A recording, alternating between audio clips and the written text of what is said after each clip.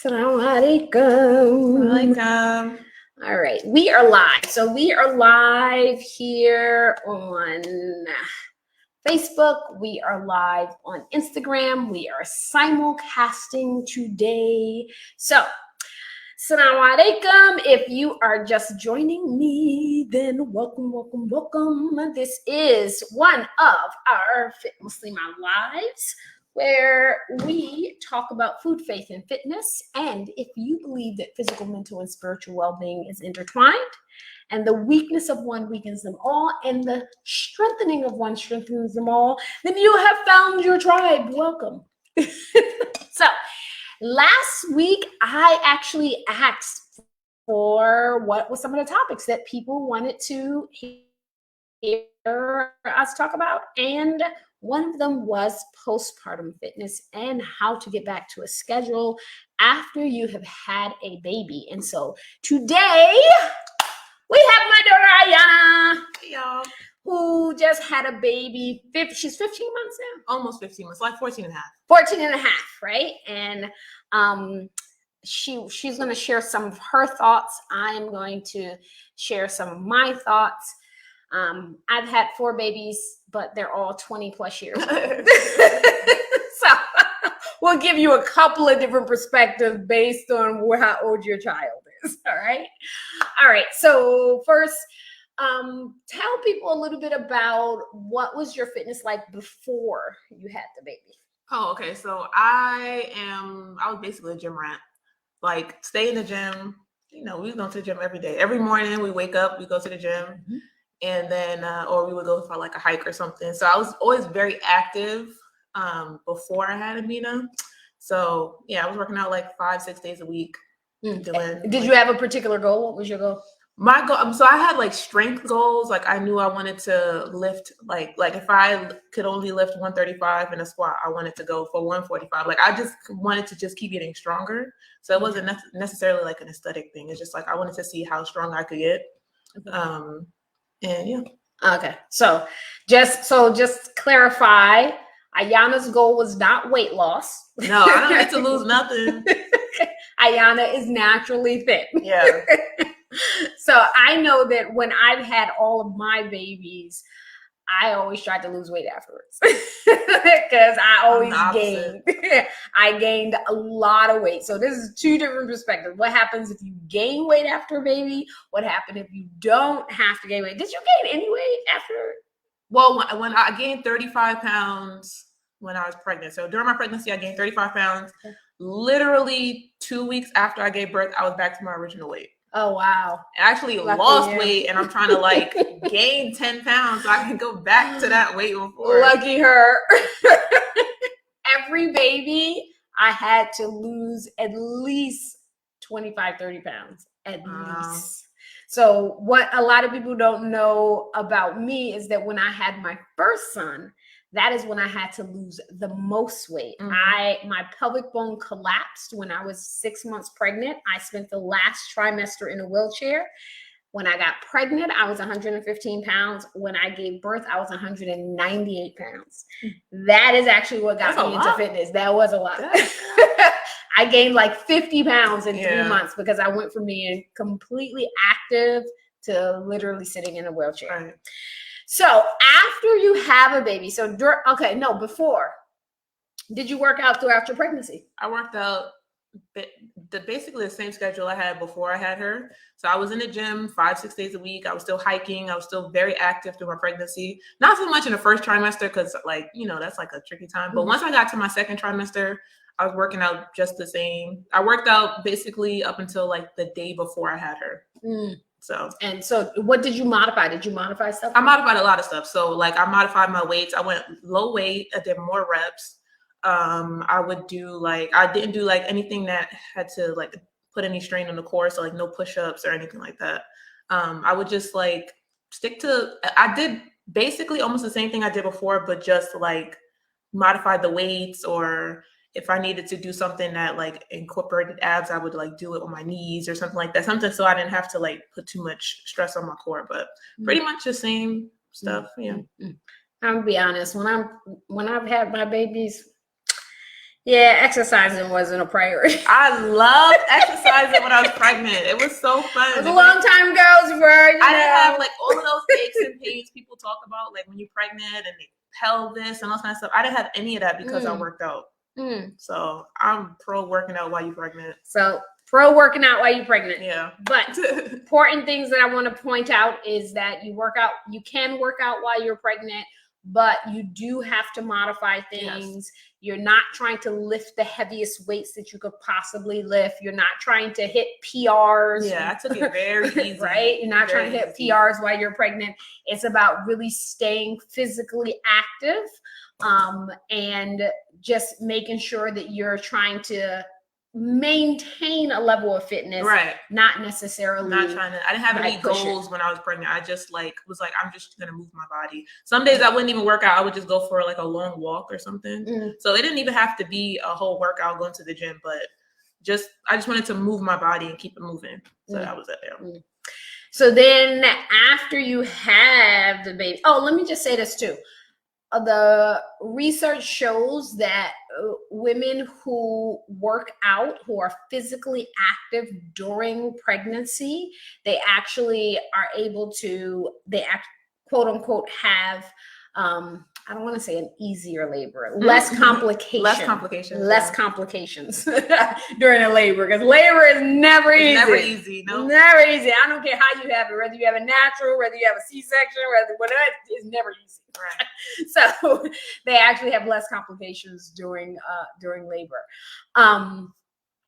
After baby. So this is really about, so what we originally supposed to talk about is kind of like getting back to a routine after you have a baby. Generally, when you have a baby, particularly if it's your first baby, you don't anticipate how much it is going to change your schedule. What was the biggest surprise for you, or the sleep deprivation? The sleep deprivation. Actually, I didn't start being like sleep deprived until I tried to like make her sleep in her crib by herself. Because like you see in movies, you put the baby down, they fall asleep, and then you go to sleep, and then you're okay. No, it's not like that. So like I was trying to like make her sleep by herself, and that was driving me nuts. But that's a whole different topic. But yeah, definitely how like hands-on it is with a baby. You think like they're so little, they don't really like somebody so tiny takes up so much of your energy and your day and your mental space and everything. So I guess I didn't anticipate that. But I would say I'm one of those people that I guess motherhood kind of came a little bit more naturally to me. So I kind of adjusted pretty quickly to that.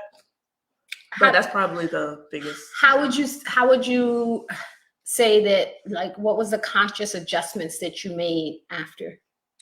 After having her? Yeah. Like with my time? Yeah. Oh, realizing very quickly that I can't do everything, and that it's okay to be like, hey, can you watch the baby while I like take a nap? Like sometimes I would literally come and drop her over at grandma grandpa's house, and I would go upstairs and take a nap on their floor, like because I just needed a nap. I needed to go to sleep, and I had to learn very quickly that you can just ask for help. Ask for help. Ask for help. Yes. Yes. I think also too, that is one of the things that just as women, right, we don't ask for help as much as we need to. And sometimes what we do is we then hold grudges or start feeling some kind of way because people are not offering. But closed mouths don't get fed. I had to learn that very quickly. People don't automatically know. You shouldn't expect people to always offer, because especially if you're the type of woman like, oh, I'm doing great, everything is wonderful. Everything's okay. If you say everything's great, people is going to think everything is great, and you don't need no help. So closed mouths don't get fed, right? So how long did it take you after you had the baby before you started getting into a routine? So I made the mistake of trying to do it too early, because I was like, oh, I feel good, I can do this. And my body was like, no, you can't. So I tried to like work out again at 6 weeks, and then my body was like, heck no. So I just was like, all right, I'm going to rest until I start feeling like I can do something. And also I was like trying to fit it in. It's really hard to fit it in with a newborn because they're so hands-on. You're breastfeeding every 2 hours. You got to hold them. You're doing like they're spitting up, they're pooping. You're doing so much all day that your entire day is taken up by them. So I was trying to do too much in the beginning. What was the signs that your body gave you that says, no, don't do this. It's too early? Bleeding. Like I would try to I would walk and I'd be like, okay, I could run a little bit. I would try to run and then I would start bleeding again. Like, even though my bleeding had stopped, I was like, okay. And I asked my midwife, she was like, you need to sit down. Like, your body's telling you to rest. So that was that was the biggest sign. And then also I was just really tired. And I was just like, I don't know. I guess I expected I was going to be able to like bounce back quicker. Okay. But yeah, I didn't have a routine set in place until she was about 6 months because I didn't feel like I wasn't really ready to work out again and like really ready to like be back in the gym. Well, not in the gym, but like have a consistent schedule until then. Because then she was like sleeping better. I was sleeping better. I was getting like sleep, and we had more of a routine just with her daily routine. So that also helped. But yeah, I just was like, all right, I'm going to take my time. I don't want to be like messing myself up. So yeah. I think that a lot of women put a lot of pressure on themselves of like, I got to bounce back. Cause I know that I'm following several fitness influencers and they're like 6 weeks postpartum. And they talk about being gentle with the exercise, but they're like 6 weeks in 1 day, I'm doing push-ups. 6 weeks in 2 days, I'm running 5 miles.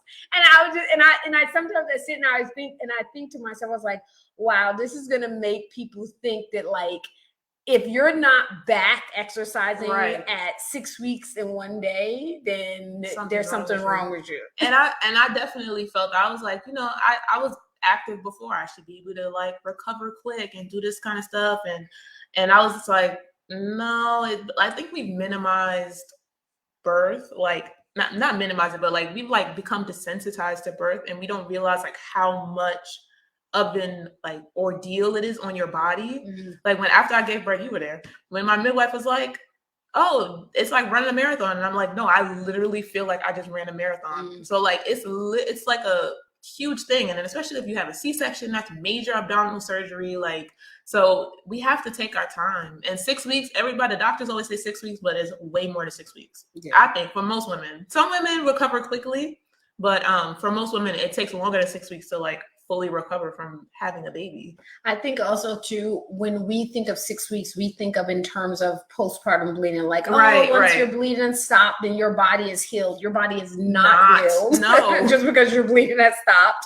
You really do have to pay attention to the signs of your body. And sometimes fatigue is one of those signs, right? So if you normally like, before I had the baby, I could run 3 miles, but I do 1 mile and I'm absolutely exhausted. That's your body saying like, I have not healed all of the other things. And I think you're right. I think minimizing is actually a good term to use, is that we have minimized the impact of literally growing a human being. Like you would think that we would be like, hey, I just grew a human being inside of my womb. Maybe that took a lot of effort, but we've literally minimized it to like popping a baby out and going back. Like, I'm like, we're not machines. Like, particularly here in America, because I think that that's even part of, it's not even just about fitness. It's like women are expected to return back to work. Women are expected to just go back doing everything normal just within 6 weeks. Like we don't even get a 6 week postpartum in the standard corporate America. You're really put in a position of, hey, you have to pop back and then you have to go back to doing everything that you're supposed to do, when literally every organ in your body has just shifted. And now has to come back to its original place. And then everything is not working the same way that it was before. So like maybe you have like low pelvic floor now and stuff. You got to heal that. You have diastasis recti, and like you have to, it's all these things that come with like having a baby that people don't really know, or that people have and they don't even know that they have. And they're just trying to jump back into things. And I was like, nah, I'm gonna take my time, bro. I'm not even about to stress myself out. I don't think that wasn't until I had like maybe my third baby that I saw this diagram of how your organs literally shift to make room for your baby. Like literally your bladder, your spleen, your lungs, even your heart is all shifting and moving inside of your body in order for you to make room for an entire human being. Yeah. And if we think about that, like if we think about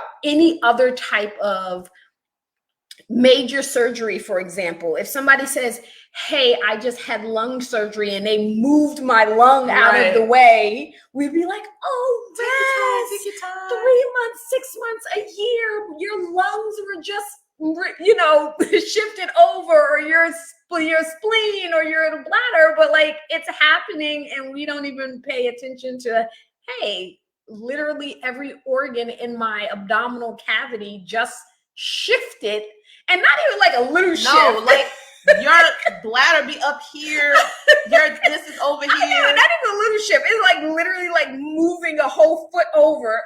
Everything in your intestines is squished back here. Yep. Like, it's crazy. So I'm like, man, you cannot expect us to be ready to just go back to everything at 6 weeks. That's ridiculous. Yep. And it somebody on Instagram said, and it's a mindset shift too. Yeah, exactly. For sure. For you to just understand that it's okay to rest. So we have two things. We minimize the physical impact that birth has on a woman's body. And number two, the mental impact of that idea that we already don't rest before we have a baby. Right. And then that rest is somehow meaning that you're lazy. Right. Right. So just like, oh, I can't believe you took 2 naps today. Sleep when a baby sleeps. Right? Sleep when a baby sleeps. If you can. And so once you got past that point where, okay, now it's time for me to get into a schedule.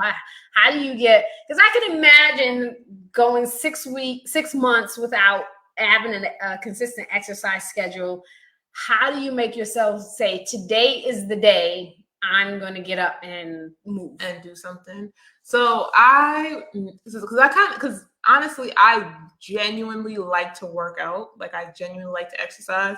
But for somebody who does, because I used to be that person that didn't like to exercise, but I think having a goal is really important because it makes you be like, okay, I know I want to do this. The only way I'm going to be able to get to X is I have to do this, this, and this, and this. So I say having a goal. So if you want to lose weight or you want to lose 20 pounds, 30 pounds, whatever, say, okay, I want to lose 20 pounds. You're not going to do that sitting on the couch. You have to get up. You have to move. You know that you have to. So I think first of all, setting a goal is like the first thing.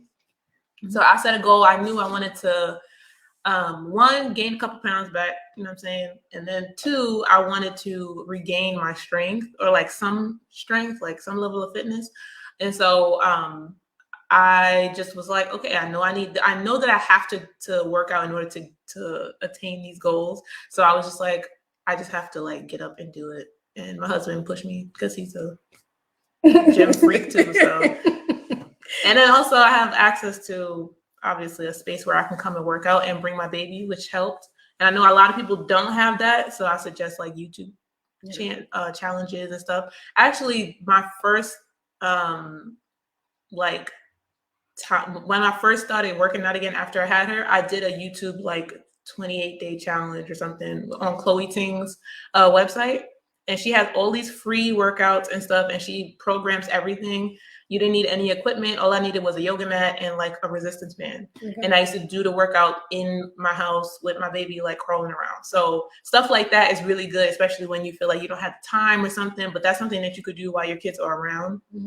Or you could do it during nap time. The videos are like 15 minutes. So I started off really small, just having a goal of like, okay, I just want to see where I can take my body from here. And then just started doing like little increments. I would do like 10, 15 minutes a day, and then that'll be it. And I think that's an important point, is that sometimes we put unnecessary obstacles in front of ourselves. And again, going back to that mindset shift is that after you have a baby, your life obviously is going to be very different. And so it's really about adjusting your expectations. Before you have a kid, if you were a type of person where, or before you had your last baby or whatever, if you were the type of person like, my gym time is my me time, and oh, I can't work out if I don't have anybody to watch the baby, you may have to shift that idea of, you know what, right now, I can't put that extra obstacle. My husband isn't home, or this person can't watch the kid for me, right? You have to do something. So if it's something simple like following a YouTube video or a YouTube series, then that's certainly something that is going to make it much easier for you, right? Because it's right there in your house. And that's also a convenience we have on the internet. Right. The internet, there's so much stuff on the internet, and it doesn't even have to be like going to the gym. Like, you could find something that you really like to do. Like, when people ask me like, how do you stay consistent, you have to find a type of exercise that you actually like to do. So it could be hiking, maybe you like to dance, maybe you like yoga, maybe you like Pilates, maybe you swim, like whatever it is that you like to do and that you enjoy, make it, you know what I mean, make that part of your routine, and do that so that it's something that you actually want to do. Because the gym is not the be all and end all of working out. So like at first I was trying to go back to the gym, and I was trying to like schedule stuff with my husband. He was in the police academy. So it was like crazy because he didn't have any time to watch the baby, so that I could go to the gym. And then my in-laws, they have their own lives. I'm not trying to ask them every day to watch my kid. Like, so I had to be like, okay, how can I shift from this mindset of thinking like I have to be in the gym, and take it to a place where I could actually have like exercise be accessible to me. So that's when I turned to YouTube, and I started doing like no equipment workouts. And then as I started getting a bit stronger and getting more of a routine, I would come into my mother-in-law's studio and work out here with using the weights and stuff like that. Again, starting small and building back up. So I'm her mother-in-law. Yes, this is my mother-in-law. If y'all haven't figured that out yet. She looks young. I know we look like sisters, you know? But yeah, this is my mama. So she has a studio. Alhamdulillah, I have access to it. So I was able to come. And then now my daughter's a year old, so I can like leave her for longer periods of time. But you know, COVID, so I ain't in the gyms like that. But I do get to come and like work out. But I started off in my living room for like a couple months before I decided to go somewhere else to work out. So it doesn't have to be like, there's no one way to work out. Find something you like to do. We would go on hikes. We still go on hikes, and I would put my baby in a baby carrier, and we would go on a hike. Like, you know what I mean? Go outside, go for a walk. It could be anything that you really like. And you take Amina on walks like every day. Every day, multiple times a day. How old was she when you started doing that? Because that's also a part of you just getting back into it, right? Also, it's good for the baby to be outside, especially now in COVID, right? You don't want to sit in the house all day. So how old was she when you started doing that? So for the first 3 months of her life, I literally she was inside like for the first 3 months of her life. I feel bad looking back because I'm like, right? Because I'm like, she could have went outside. We could have went more walks. We would go on walks sometime, but like most of the time we were in the house.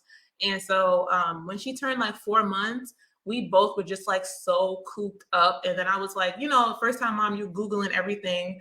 And so I would like research like how to make your baby sleep better. And the biggest thing was like, take them outside. The sun, you know, helps ramp up that production of like melatonin. It helps her sleep and all that kind of stuff. So I would take her on walks. I would go, literally everybody in the neighborhood knows us. And they've seen Amina literally grow up because we go outside every single day. I take like 3 walks a day because I just wanted her to be out in the sun and get fresh air. And so I started doing that at 4 months. And I think those walks also really help. We have a lot of hills in the neighborhood. So I would like walk up the hills on purpose. Like that would be also a part of my workout, which is easy workout for you to do. You could put the baby in a stroller or in the baby carrier and just go. And then they take a good nap. Yeah. Oh, that's a good idea. Yeah. Just a quick little recap. When we talk about getting back after you have a baby, number one, you have to honor the huge physical and mental transition that having a baby that has on your body. Don't feel obligated to get back into a routine at 6 weeks in one day, right? 3, listen to your body. And if you try to work out and it's just overexhausting you, you start bleeding again, you start aching in ways Just that stop. is not your regular, just stop and wait. It's okay for you to give yourself extra time. And then start with something that's simple and accessible, like a YouTube video. That's the other thing that we talked about. Start with something that's simple and accessible. And also understand that you may have to shift your expectations of what a workout is, right? If you're used to like, I'm going to go hard and, I push it every day, but your workouts become daily walks with your baby in a stroller, Right. then the important thing is that you start moving when you feel the urge to move. Right. So now Amina is a little over a year old. What does your fitness routine look like now? So now we work out in the afternoon because usually after her first nap when she's the happiest and in a good mood. So we'll come over here to the studio and I use the weights, the dumbbells. I'm doing a challenge right now. A sister on Facebook actually started a 40 miles challenge. So we're all doing 40 miles in the month of August. Okay. So it could be walking or running or whatever. So I'll come and run in a treadmill. And again, like I said, she's older, so I'm not breastfeeding as often. So I can leave her with her aunt or with her grandma or grandpa and come and run. And I'm, a couple feet away from the house. Or sometimes I take her in a jogging stroller and we'll just run around the neighborhood. So now I work out, I'll say like 3 to 4 times a week. I'd like to get it back up to 5, but I'm not like in a rush. I'm just going with the flow right now. She's older now, so I do think I can kind of bump it up a little bit more. Mm-hmm. But I work out 3 to 4 times a week. I'm running more this month because I'm doing a challenge, but I'll run like 2 or 3 times as well. Mm-hmm. And yeah. Okay. So if you have any questions, you can feel free to pop them inside of the chat. Do you have anything like in particular you want to leave people with? Like what are some of the... Oh, I have some few tips. Yep. So one thing that really helps me, if you are a self-proclaimed lazy person like me, I am not like a naturally motivated, like, let's do this rah kind of person. Like I'm actually like, I could be really lazy. So in order to combat my like natural laziness, I have to write everything out and create a schedule and a plan. So even if you have to sit at the table for like 20 minutes and write out your whole week of workouts and like write down like the reps, write down the amount of weight you're going to use, like everything. Like that's why I started with a YouTube channel, because it was already programmed. But after I finished that challenge, I actually wrote out like everything for myself, like details, so that I knew when I wake up tomorrow, this is exactly what I'm going to do. This is the amount of reps I'm going to do. This is that. Mm-hmm. I'm going to run on this day. I'm going to do this. So I say, create a schedule. Don't just like be like, oh, I'm going to work out today. I don't know what I'm going to do, because then it's easier to be like, okay, I'm not going to do anything because I'm just tired. I don't want to do it. Mm-hmm. But when you have something in front of you, then it's easier to be like, okay, I'm just going to do it because I know it's written out. Very true. So creating a schedule, and then also, again, asking for help. If you married, don't be letting your husband off the hook. I'm for real. That's his kid too. Don't be trying to do everything by yourself. Tell him, listen, if you got to like sit down and go over his work schedule and be like, all right, when you come home from work, I need 30 minutes for you to watch the baby for 30 minutes so I can go do X, Y, and Z or whatever. Maybe you really like being in the gym. I need an hour so I can go to the gym. I need 30 minutes so I could go in the garage and do this workout. I need 20 minutes so I can go outside, jump rope. Like whatever it is. Yes. That man better watch his kids, okay? Closed mouths do not get fed. Don't wait for him to offer. Right, because he's not going to do it because men are obtuse. Anyway. So, yeah, get your husband involved, the big daddy, whoever. Lean on your in-laws if you have a good relationship with them. Aunties, uncles, your own parents. Don't try to do everything by yourself. If you know it's really hard for you to work out with your kid there, because sometimes it is. Like sometimes Amina, like she'll like I have to cut my workout short because she's crying or she's upset, whatever. If it's really hard for you to work out with your kid, create a schedule with somebody who's willing to watch them. People love babies. All you need is like 20, 30 minutes. You're like, I need 30 minutes twice a week or 3 times a week, however many times. So just ask, because people, you would be surprised how excited somebody would be to watch your kid. Like they'll be like, yay, of course, if you trust them. But like, yeah, get grandma involved, grandpa, your husband, whoever, to watch the baby. Even especially when they cute, before they can start running around, right, before they start stuff. talking back and stuff. I'm serious. Ask for help. Don't try to do it all by yourself. It'll be much easier for you. And then also, my last thing is to give yourself grace. If things are not snapping back or going back the way that you wanted it to, or you're not losing as much in the amount of time that you wanted to, that's okay. Like, you had a freaking baby. So you have kids, you have new responsibility. Your life is like nap times and snacks. So, give yourself grace. Say it's okay. Take your time doing things. It's good to have a goal, but don't push yourself so much that you'll be like, okay, I don't want to do this anymore because things are not happening the exact way that I wanted to. So yeah, that's my last little tidbit. Awesome. Yeah. So if you want to follow Ayana, make fit dot happen on Instagram, and make sure that you like, share, comment, let us know how you bounce back after your baby or babies, and share some tips, because new moms are always looking for tips that's going to help them. Make sure you comment in the comment section so that people can come and scroll and get some few tips. All right. So we will talk to you tomorrow. Assalamu alaikum.